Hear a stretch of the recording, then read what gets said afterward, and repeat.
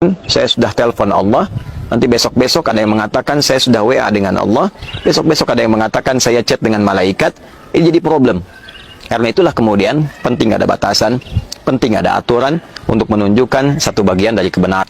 Termasuk dalam penentuan awal Ramadan, dalam penentuan awal Idul Fitri ataupun Idul Adha, Masya Allah kita mendapatkan petunjuknya.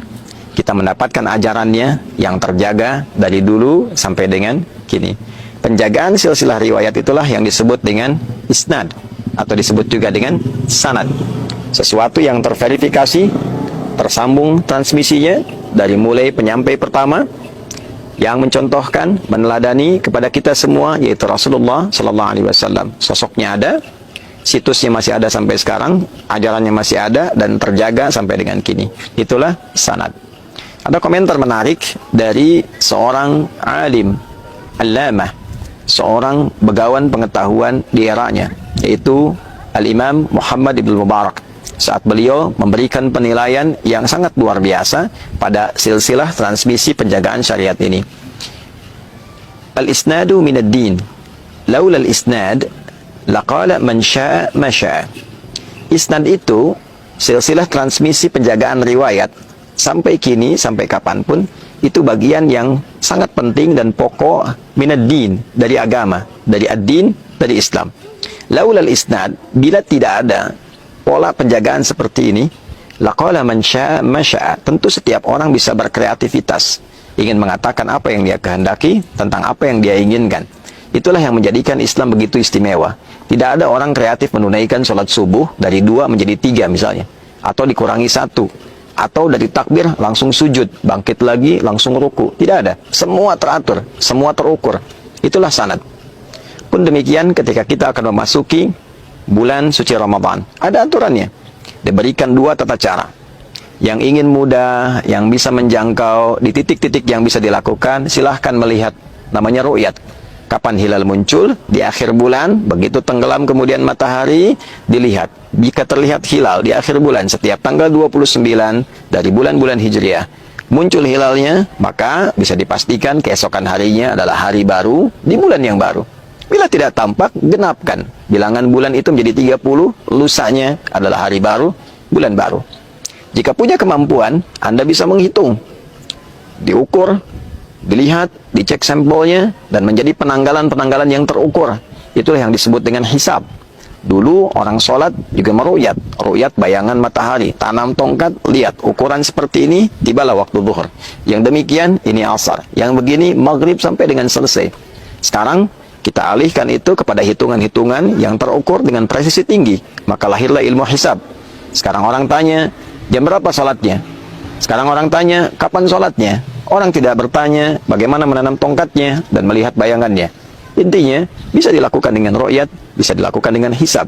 Dua-duanya dalilnya ada, ayat tentang itu juga ditemukan, hadis isyarat, bahkan praktek, itu semua juga bisa disaksikan. Praktek ru'yat ada, dan menunjuk kepada hisab pun isyaratnya kita temukan.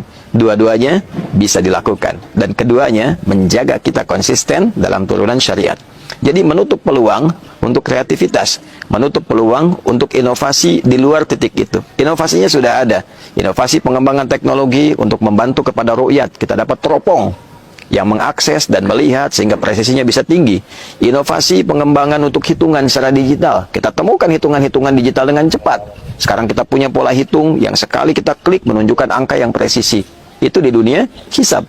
Jadi inovasi itu hanya untuk menjadi instrumen dalam menguatkan perangkat-perangkat hukum yang sudah ada. Oleh karena itu, hal-hal yang muncul di luar pakem tadi, itu yang disebut sebagai kreativitas yang tidak dibenarkan. Atau dalam bahasa agama disebut dengan bid'ah, yang dimunculkan hanya kehendak semata, yang dimunculkan karena keinginan semata di luar pakem yang sudah ditetapkan. Bila ini tidak diatasi, maka setiap orang bisa berkreasi dan mengatakan, ini versi saya, ini versi Anda, ini versi dia. Saya mendapatkan konektivitas dengan Tuhan, saya sudah telepon Allah. Nanti besok-besok ada yang mengatakan saya sudah WA dengan Allah, besok-besok ada yang mengatakan saya chat dengan malaikat.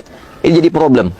Karena itulah kemudian penting ada batasan, penting ada aturan untuk menunjukkan satu bagian dari kebenaran. Bukan perkara kita tidak perlu mencela. kita dijamin oleh undang-undang. Betul, pasal 29 ayat 2, negara menjamin kemerdekaan tiap-tiap penduduk untuk memeluk agamanya masing-masing dan beribadah menurut agama dan kepercayaannya itu. Namun, dalam konteks beribadah, dalam konteks menghadirkan kepercayaan, tentu aturan negara juga presisi, spesifik. Untuk itulah ada Kementerian Agama yang mengatur, melihat, mendapatkan pola apa yang disebut dengan agama. Jangan sampai kemudian saya mengaku Islam, tapi nilai-nilai keislaman tidak dipraktikkan. Beda ketika ada agama baru dengan pola yang baru, tidak menggunakan nama yang serupa dengan yang lain, tentu itu keyakinan yang berbeda. Tapi ketika ada yang mengatakan, misal, saya adalah seorang Muslim, tapi nabinya bukan Nabi Muhammad, ini problem. Saya seorang Muslim, tapi cara ibadahnya bukan seperti pakem yang diajarkan dalam Islam, ini problem. Karena itulah, penting bagi kita untuk belajar kembali, kemudian penting bagi kita untuk mendapatkan rujukan-rujukan yang valid, yang dengan itu kita bukan hanya nyaman dalam beribadah, tapi juga benar. Sekali lagi, bukan perkara jangan saling mencela, jangan saling menyoal, jangan saling menyalahkan. Tidak ada yang perlu saling menyalahkan kalau tidak ada salah. Yang penting adalah saling kita mendalami, saling belajar. Kalau kaidahnya hanya diambil demikian, semua orang berkreativitas, lantas mengatakan kita dijamin oleh undang-undang, kita tidak boleh saling menyalahkan. Tentu semua orang nanti akan berkreasi, dan disitulah kemudian akan tiba kekacauan-kekacauan dalam beragama.